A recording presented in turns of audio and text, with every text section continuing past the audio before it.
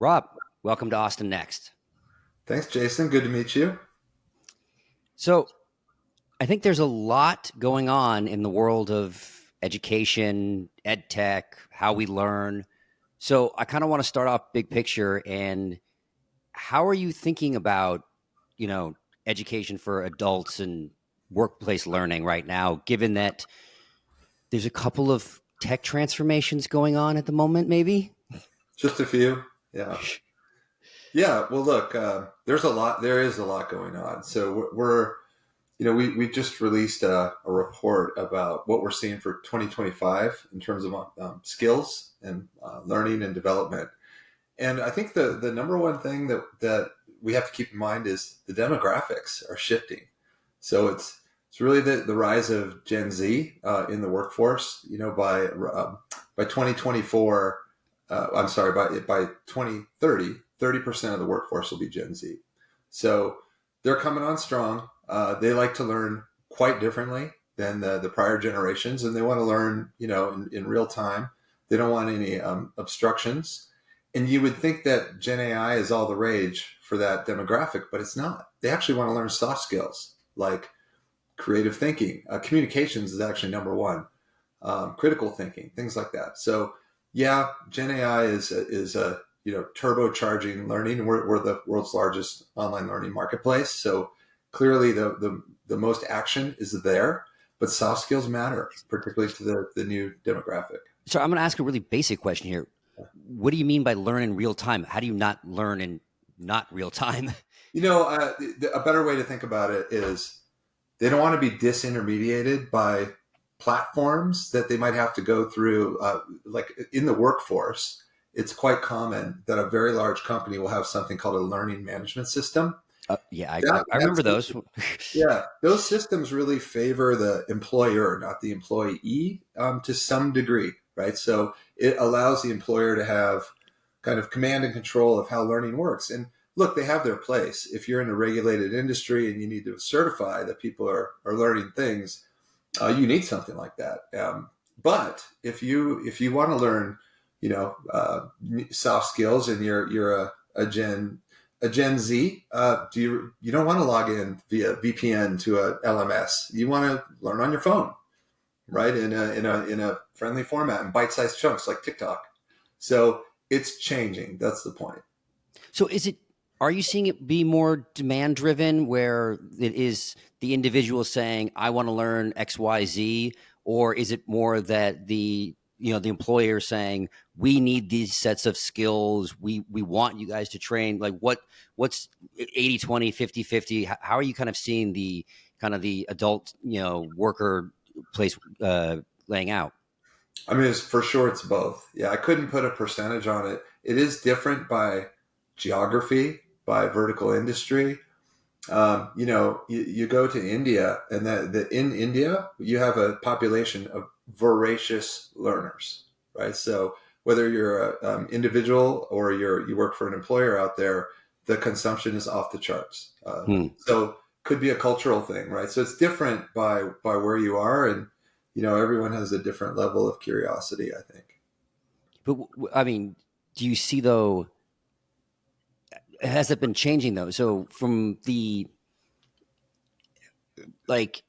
you see that veracity, right? And you see that shift, but given like the tech changes that we're seeing, and even the stack, right? Like the nature of what is happening. Like a great example that I've had is I can't code. I've never been able to code, but I've been diving headfirst into ChatGPT, Claude, Perplexity, all those. And it was really funny, actually. This was like a year ago for this podcast. I got a number of badges for the website, and it was like, here's some HTML, and just stick it in. And it was the badges were like vertical. It was the ugliest thing ever. I was like, I've heard about like ChatGPT being able to do coding, and so I threw it in, and out popped this nice code, and it made it horizontal. And so, how do you think about the demand side? Are people wanting to do the coding? Are they jumping into being, I want to learn AI and the best of ChatGPT? Yeah, Like where's that kind of demand side? Or as you said, the soft skills side are, are they all leaning in saying, oh, well, AI is taking our jobs, so I want to learn how to do, negotiate and Yeah, yeah, I understand the question. So look, for when it comes to tech skills, you really have to bifurcate tech versus soft. So when we're talking tech, it's crystal clear, right? People, I'll use my son as an example. Recent college grad, he's a software engineer.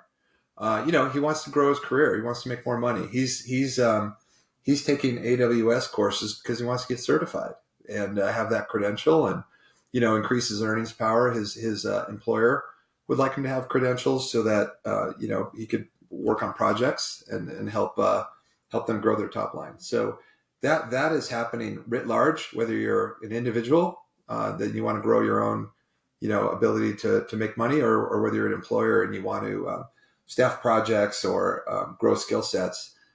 On the tech side, it's explosive, of course, on learning in all of these areas you talk about. I'm curious if you've ever used Udemy for that purpose. It is commonly used for that type of use case. So I don't remember if it was Udemy. I don't remember which platform we used, but I do remember that so my background is all in like bio and health. And when I started back up at Illumina, a big genomic sequencing company, I did use one of the platforms for kind of, it had been, oh God, let's say there was a time period between when I had taken some hardcore genomics classes in college and going to Illumina, and so having to get that kind of crash course back into, okay, let me get back into how all of this stuff works, and so use that to kind of bring back up kind of the technical side, because before that I was at a med tech company, so needing to get back into the particular frame. So that I found very useful in that, to kind of really quickly bring up. And that was like my first 2 weeks, and driven by partially from the company and having a good, a boss saying like, hey, here's kind of 10 core subjects. So to get you technically back to what we were learning about. I found that it's been different for, I don't know. It's interesting to see like that a lot of things are just experimentation and playing, because I know that there's been so much content out there, especially in that first year. Take my course. I'm an expert in ChatGPT. I'm like, it's been out for 3 months. You're an expert like everybody else. I mean, my oldest is an 11-year-old, and he plays with all this stuff and is, we talk about like the creative edge, because he's doing things that you shouldn't be doing, because those of at our age, we're putting the guidelines around, because like, well, you wouldn't do that because that would break it. Of course, he doesn't know that, and so it creates an interesting kind of creative edge around it. Yeah, that makes sense. I mean, intuitively, you should be able to pick up a lot of this tech and test and learn, right? For sure. That said, you do need to be credentialed, get certifications and badges for a lot of tech use cases, right? And so if you do need to go that route, a marketplace like ours is the best way to go, because you have 75,000 instructors who are competing to have the most engaging, next gen AI course out there. Notebook LM is a good example, right? I was playing with that recently. That's a great tool. Pretty new to the scene, so yeah, I'm sure you could go play around with it on a Google property and try it. We do have courses on the marketplace. They were published this year. And, a lot of people do want a course. They want someone to hold their hand. And then when you get into a certification, not necessarily for Notebook LM, but really for many broad tech use cases, you need experts to take you through a path. And you want to do it in the most straightforward manner you can. So that's the power of the marketplace, because you have that competition of these world-class instructors all over the world, right? So they're teaching in their native language. They're teaching in their their cultural with cultural implications in the dialect. All of that stuff makes it more impactful. So it's really quite a global value proposition. So you're using competitive market. So I'm taking something like Notebook LLM, which obviously has just come onto the scene in a big Yeah, way, and I think is a very amazing tool.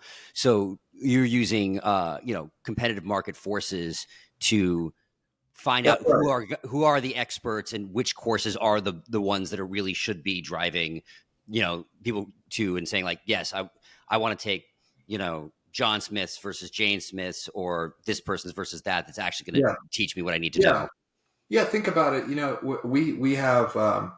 We have this marketplace, right? With 73 million learners are on this marketplace, and we get a ton of signal on what's hot, what's in demand, what's coming around the corner. What do people want to learn? What skills do they want to acquire? We can also see where there's gaps, right? We're talking to our 17,000 business customers, and what are they trying to do, and what needs to get, what do they need more of from our marketplace, and we'll feed that to the instructor population to encourage them to build more courses where the needs are, right, where the money is.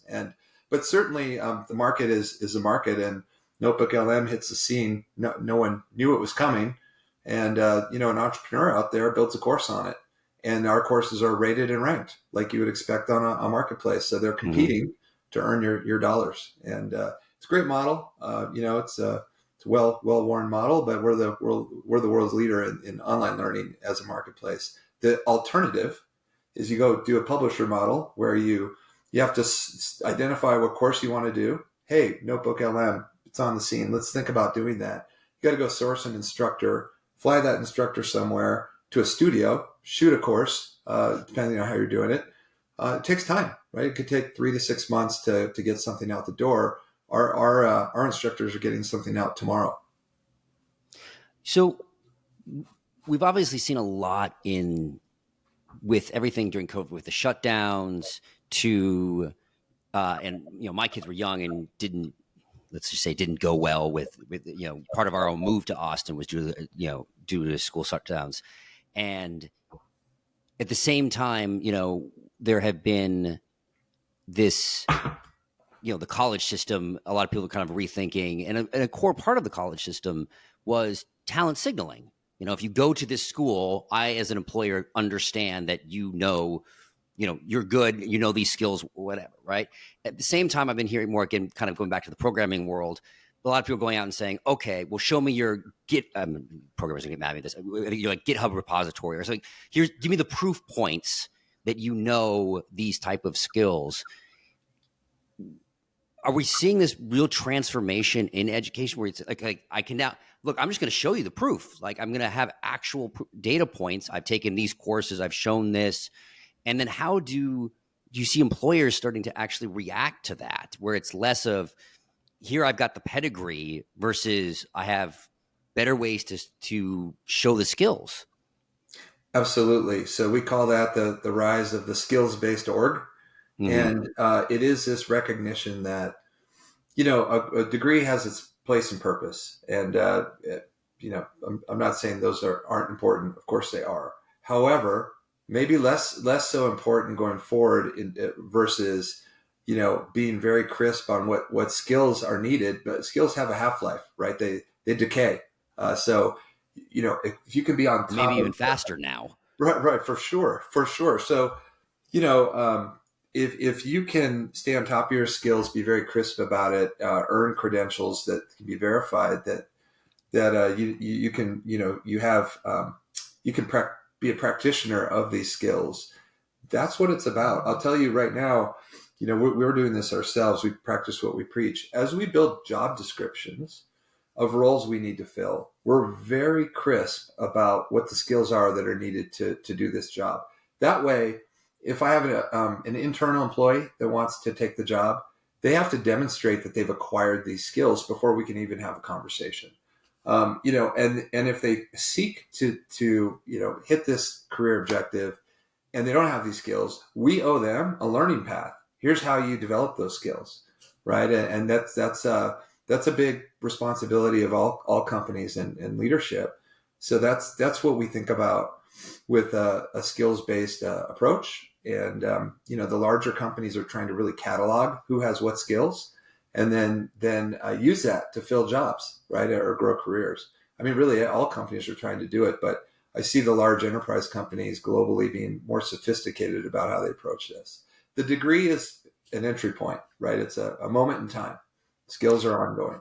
So, as an organization, I mean, is you were, looking at that in your job descriptions, and obviously eating the dog food from a product development perspective. Are you building pipelines, products for employees or for the people to build out? Obviously, like the next generation resume. I don't even know what the right word is to be able to say, like, here, search our platform for high level users who have the skill, who've taken the skills that you're looking for, like the way to Yeah. actually match talent better based off of the way that they're learning. Yeah, look, that's the logical conclusion, right? And we are doing some things in that area. I don't want to go too deep into what we're doing there at the moment, but I will share with you what we've built most recently that has the same theme. So something we just launched. It's in out the door to our existing customers is a skills mapping capability. So what we're talking about is, let's say you want to acquire a communication skill, the soft skill that's the number one soft skill that Gen Z is looking for. Great. So, let's use AI to ask you a few questions. Tell me more about this. What flavor of it? Is it public speaking? What type of com skill are we looking for? Do you want, what level of proficiency are you now? What kind of outcomes are you looking for? And it will build you a path across our course catalog, 250,000 courses out there. It will build you a path, and it will even pull out pieces of courses and put them together to help you acquire that skill, right? So the whole thing is that content curation is hard when there's so many courses out there. You got to find the pieces that make sense. So we're using AI right now to help people connect the dots of the skill they want to acquire and the learning that needs to happen to acquire that skill. And then there are other things like validating that knowledge was gained and eventually credentialing or badging or verifying that it was gained. So that's a lot of what the work we're doing today is to really help you, identify, acquire, develop that skill. That's where we live. But how are you thinking about the identifying this skill? Are you mapping it out, saying like, I want XYZ job, or I want this type of growth? Like, how is that mapping and identification working? That's a great question. I mean, we don't have that facility today to match what the job skills are to the skills that are on offer. That would be done, through partnerships of companies that own the jobs, right? And that's top of mind. Like that, you're exactly on the right track. So, taking it then, just pulling from your head, as you think about all the change we're talking about, back to our almost, I want to say soft skill, and in some ways, like that's probably not even the right word, but I always say, like, we have the technical skills and the skills that are sometimes both technical and transitory, Yeah. right? Which is some transitory skills we say, like prompt engineering. Prompt Yeah. engineering is a useful skill at this moment. I can guarantee the way that LLMs and so forth are working, it's not going to be a useful skill faster than we realize. And so, how do you think about the prioritization? And if you just giving advice, forget the AI. If you are just giving advice on what the kind of stack is on, here's probably the transitory skills you should be learning today, and then these are the foundational skills that would be useful Mm. regardless. Oh, it's a great question. I mean, look, there AI changes every week, so we can try to learn it all. It's going to be impossible. So use it for fit for purpose, right? Like Notebook LM, if that's super useful to understand your own content or someone else's content in easy to digest form. That's great. It's fit for purpose. Is it going to be important to me, a year from now? Not sure. Maybe it was replaced with something else. But what will always be important is leadership. Leadership's been important for thousands of years. Some of the principles haven't changed. So there are, core, like public speaking is a good example. you develop good public speaking skills, it's timeless. So that's why, maybe that's why, the soft skills are in such demand by the digitally native generation, which is what Gen Z is, right? They grew up to digital natives. Maybe they understand that some things are timeless and are worth investment, that are different than the stuff they're already born into. We see, though, it's funny you say the digitally native. We see such a pivot recently now with a lot of like different kind of online communities trying to push into the physical world. So like I literally just saw this on X like yesterday. Like Sam Pars has Hampton, which was this like, this mastermind mentorship group coming together, and now they're like, we're now just pivoting into only real world, right? And because there is just certain levels of connection that is done in that. So when we think about some of these soft skills, like public speaking, I mean, I'm sure that, like we're doing this obviously virtually. It's going to be a different kind of conversation than if you and I were sitting in the room together. So how do you think about, is there a limitation of the type of teaching that you can do when it's in person versus digitally versus, and correct me, how are the classes done? Are some one-on-one, some one-to-many? Does it depend? Yeah, there is a difference. We do have a variety of Mm-hmm. in-person and online, right? The vast majority of what we do is online learning. That's the marketplace. But you're correct. You need a blended approach for it to really work. Online alone is not enough. You need to have some face-to-face, cohort-based learning. We do leadership academies. We do, for example, Gen AI for leaders. We'll take a group of people through a 6-week progression of classes together, right? It'll be a blend of online and in person, and that's what's needed to really get sticky, right? To impart the knowledge, but online will get you pretty far.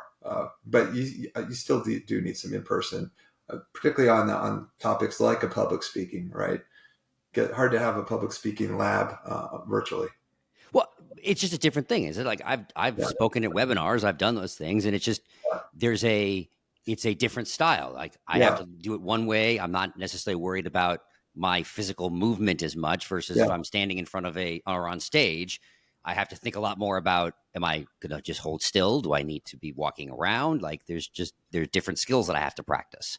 Although it is interesting, right? Because you probably could get there with some virtual reality at some point, like or you can get close. Yeah, that adds a whole other dimension. Well, and then kind of bringing the tech the other direction. I mean, I know we're hitting a lot on AI, but how does AI tutors disrupt things? And does that, and in this Yeah. marketplace, does somebody, well, one, do you have any AI tutors? And is that somebody building one and putting it on the marketplace? Would you guys have your own AI tutors? How would that work? So we don't have an AI tutor. We have an AI assistant, right? That would sit alongside you as you're trying to learn course content, and you need someone to help you navigate, right? So that exists. It is a good question. It's a very common question. Is how much will you need instructors really, or is it Gen AI just going to be able to pull content from all over the web and bring it back and teach you things? So that is a topic of debate.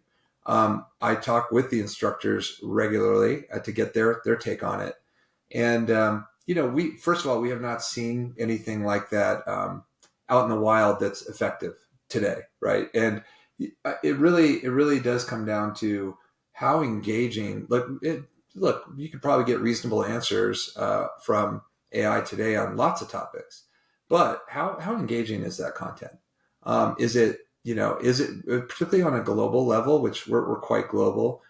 If you want to learn in your native language with your dialect or your intonation or your cultural nuance, and someone is putting some thought into making the course fun for you and engaging, that it's like, hey, go to school and you remember the professors the class you really enjoyed going to because they had their own kind of IP, if you will, versus the ones that just mailed it in. And right now, AI is mailing it in. Is it going to get better? I'm sure it will. Is it going to replace human beings to do this education? I doubt it. I think it'll just give those instructors more leverage. And that's really where what we think about is what tools, AI driven tools, can we give these instructors who are creating the content to make their content more sticky and impactful. It's always fundamentally, I think, back to the same thing: is AI is not going to take your job. A person using AI is going to take your job. Mm-hmm. Bingo. Couldn't And agree more. but it does open up, and I think that it does change the nature of education, because I think education is no longer. I think it hasn't been this for a little bit, but it continues to be. Which is it's not about facts and figures. It's nice to have those on hand, but like I have elementary school age children, and they all know that I walk around with the entire infinite world of answers in my pocket, and so they know that data is available. So there are different sets of questions. It's asking questions in a different manner, but then things that open up in a whole different world that it's fun. So I remember that they can. You remember, I think when we grew up, you had like the lemonade stand games, right? Those kind of video games. You learn to run a business, and we were locked in to the 15 different parameters we could mess with, right? Like we could buy these 10 different things, we could do that. And I was sitting in like a Starbucks with my oldest, and we were getting into a discussion about like, where would you put a coffee shop? And from that, we went to ChatGPT, and we built is doing a lot of heavy lifting there, a coffee shop game. But because it was in ChatGPT, it essentially was infinite. So he's like, I want to put the coffee shop in a startup. And he had crazy menus. Eventually the coffee shop took over the world. But like the point was, it was allowing, like, you could teach business stuff. Then like my youngest was like, he wanted a Pokemon store. And so like there are different lessons that can go, and like there you have the imagination and the constraints all go away with these types of tools. And then you really can open up these kind of lessons in a very different way than, here's the very basic, like, what year was the American Revolution? Like what? Like, yes, ideally it's probably easier that you don't have to look up every single date and kind of thing. But I think that it's I think a really exciting time for education and ed tech and how we learn and what we know. Speeds everything up, doesn't it? I'm curious what your kid called the coffee shop. Was there a name involved yet, or we didn't get that far? Oh God, we haven't done that. I think we hadn't Okay. done that in like a year. But it was interesting because we had another thing with education, because what was interesting is he's doing something right now that he was not allowed to use AI for research. So I think they were worried about it for hallucinations, but I think they didn't realize about Perplexity. So he was using Perplexity, but then he had to go to Google, and you realized how quickly things had shifted, because he wanted to know if basalt was a good building material, and he typed that into Google, and you realize how constrained we are and we go to the tool. You cannot ask Google, is basalt a good building material? That's not the way Google works, right? Like it was like, I don't know, like that's not, he's now already been trained to, that's the way you interact. You can just ask a question and get back the answer. Then you may want to fine tune and ask different questions. And so I always find it funny. Like I read that and I say, like, we're watching Clayton Christensen's Innovator's Dilemma happen at Google right now. Yeah, that's fascinating, and we have courses that can help that, right? Like how do you what's prompt engineering versus search? What's the difference? How do you be the world's best prompt engineer right now? Yeah, but then the funny thing, that's a great way, prompt engineering versus search. But then in some cases, like my kids would do that and say, like, what is search, right? I've heard. Sure. Yeah, I was listening to Patrick O'Shaughnessy's Invest with the Best. He was talking about this, and he was talking about I think his kids are like around the same age, and like his daughter said something like, "What's Google? You made that up." Wow. Yeah, and it's you can see how things are shifting so quickly. I know for me, it was when we were doing an assignment. We were doing. He was trying to find out information about the amendments. And I had to look up I still today don't really understand the 11th Amendment. It has something to do with like state jurisdiction. And he goes to me, he's like, Dad, just chat GPT it. I'm like, Yeah. okay, Well, everything's shifted. Yeah, I mean, it is interesting. And again, we put out this report. We just put it out for skills in learning report. And I was really fascinated by the generational differences. I think that's But to me, were like you talking about he's Gen Alpha. All my yeah, kids are Gen Alpha. So I like don't Gen have Alpha is like very anything. different. I don't have anything on a Gen Alpha, but it is interesting when you look at like how Gen Z learns versus how the prior generations, all the way up to Boomers. And by the way, in 2030, there's only going to be 5% Boomers left in the workforce. They take everything they learned with them, and this new generation is coming up. And something like email, Gen Z doesn't learn through email. There's no email. If you want to send an email newsletter to a Gen Z, they're not going to read it. A Boomer loves it. Give me more, right? So the Gen Z wants content. They want short and long form content. They want podcasts. They want things like that, right? So your kids will have a whole different model that we're not even thinking about right now. So it is fascinating. Well, just the normalcy. So, like I said, my 11-year-old was at least understood the switch, right? Yeah, Because he was 9 when ChatGPT and was experimenting. My 5-year-old is this is just have it tell me a story. Have ChatGPT rap like Yoda. What that didn't always exist. right. Like he's very unimpressed when I do these things. It's like this wasn't. I can make a song about you fighting Pokemon as a lightsaber ninja and have a music video out in 1 minute. No, I couldn't do that 3 months ago. Yeah, it's a little mind blowing. So I do want to pivot a little bit. So we could, of course, go on the way the kids react to the kids these days. I can't believe I just said that. But one of the things was, how we all first connected was that you guys are pushing into Austin, Yep. and I want to kind of talk about that in kind of two different ways. One is you're an online platform. What does pushing into Austin actually mean from that perspective? Is it you focusing on like talent for the company? Is it looking for new course creators? Is it about demand generation? What does kind of focusing on We're, Austin mean? yeah. So look, we're a San Francisco headquartered company. We have a hub based model, which it's a blend. We do want people in the office a certain amount of days per week, and virtual is fine for the other days per week. And we do want to hire in hubs around the world. That is our strategy. And look, we have 17,000 business customers, right? Like Citigroup, like Samsung, like Honda, big companies all over the place. And we need to be in the field servicing those customers, right? So that's part of it. We have product and engineering people all over the world. That's part of it.